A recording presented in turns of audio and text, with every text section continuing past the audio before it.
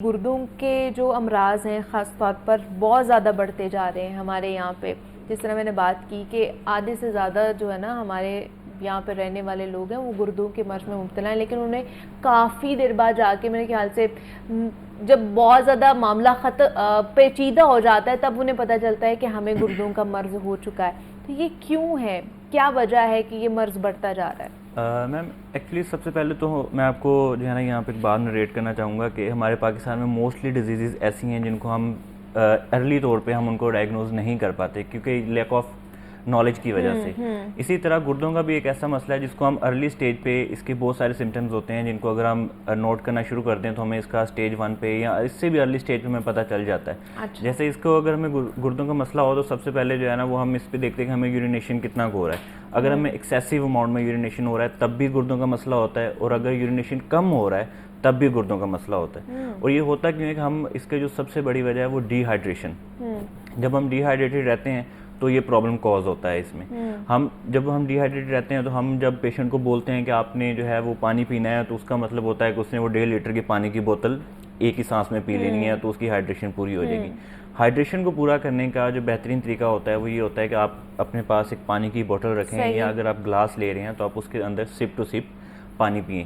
एक ही टाइम पे हमने बहुत ज़्यादा पानी पीने से हमारी हाइड्रेशन जो है वो कंट्रोल नहीं होती। सबसे बड़ी रीज़न इसकी ये भी हो सकती है। दूसरा इसकी जो रीज़न है वो हो सकती है हमारी जो डाइट है।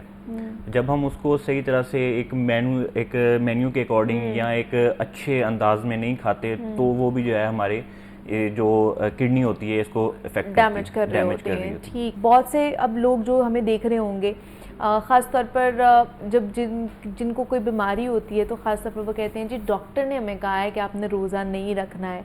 तो क्या जो किडनी पेशेंट्स लोग हैं वो रोज़ा रख सकते हैं कि नहीं रख सकते हैं? बिल्कुल, ये ना एक मिथ है बड़ी। अच्छा। तो इसमें ना आप रोज़ा रख सकते हैं, इसमें ऐसा कोई डाउट नहीं है। देखिए हमने रोज़ा रखना होता है, इसमें ना किडनी पेशेंट को ना थोड़ा सा ये होता है जैसे मैडम बता रही थी कि डाइट में उनको कॉन्शियस रहना पड़ता है। अब ये है कि अगर जो किडनी का पेशेंट है और वो रोज़ा रखना चाहता है वो सहरी के टाइम कुछ इस तरह की ग़िज़ा खाए जो होती है, हम कह लें कॉम्प्लेक्स कार्ब्स होते हैं। लाइक कॉम्प्लेक्स कार्ब्स वो होते हैं जो आपकी बॉडी में स्लोली एनर्जी निकालते हैं। जैसे होल व्हीट होती है, चपाती जो हम आम खाते हैं, ये हम खाएं तो इसकी जो है क्या होता है कि ये सारे दिन में स्लो आपको एनर्जी देती रहती है। और इफ्तार के टाइम हमें जो है, क्योंकि रोजेदार को जो किडनी का पेशेंट होता है उसको इंस्टेंट एनर्जी चाहिए होती है, तो इंस्टेंट एनर्जी में हम खजूर खा सकते हैं। खजूर जो होती है वो आपको इंस्टेंट एनर्जी प्रोवाइड देती है, लेकिन वो भी जो है किसी हद तक 1 से 2 खजूरें हम खा सकते हैं, उससे ज़्यादा हम खजूर नहीं खा सकते उसमें इफ्तारी के टाइम। अब इसमें पानी क्या है कि फिर जो है किडनी पेशेंट को पानी भी चाहिए होता है, लेकिन वो थोड़ा सा रिस्ट्रिक्टेड अमाउंट में भी चाहिए होता है। उसमें हम फिर उसको रिकमेंड करते हैं कि आप जो है वो ककम्बर का इस्तेमाल करें। जो ककम्बर होता है ये आपका एंटीऑक्सीडेंट भी होता है और साथ में आपको वाटर भी प्रोवाइड करता है, आपकी डिहाइड्रेशन को भी कंट्रोल करता है। एप्पल जो है ये भी एक वाटर का बहुत अच्छा सोर्स होता है, ये भी आपकी डिहाइड्रेशन को जो है वो कंट्रोल करता है। ठीक है, मतलब वो एप्पल और क्यूकम्बर भी खा सकते हैं। अच्छा, खासतौर पर जो किडनी के प्रॉब्लम्स में मुब्तला होते हैं उनको कहते हैं जी नमक का आपने इस्तेमाल बहुत कम करना है, खासतौर पर जो पोटाशियम रिच चीज़ें होती हैं वो आपने नहीं खानी है। तो वाकई ऐसा है कि उनको नहीं लेनी चाहिए?